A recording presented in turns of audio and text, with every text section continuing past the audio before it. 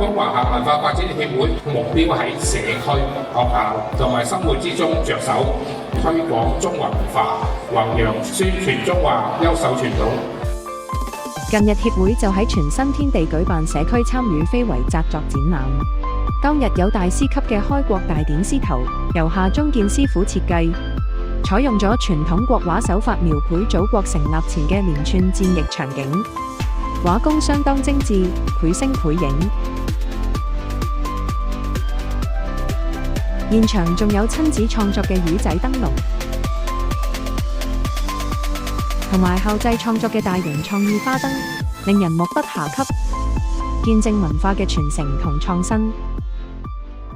我哋邀請咗非遺紮作傳承人夏中建師傅，喺過去嘅幾個月舉辦咗多場嘅親子工作坊，製作唔同類型嘅紮作作品。每一個作品係承載咗傳統工藝嘅精髓，更加蘊含咗係深厚嘅文化寓意。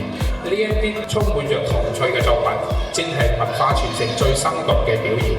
小朋友喺動手嘅過程之中，感受到非遺嘅魅力。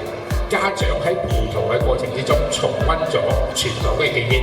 呢個會嘅成立咧，責任重大。活動裏面咧，能夠體現到我哋文化源遠流長之餘咧，亦都係能夠一直咁傳承落去。希望大家喺細心欣賞傳統技藝之美嘅同時咧，能夠珍惜同埋守護各項非物質文化遺產，並且加以傳承，推而廣之。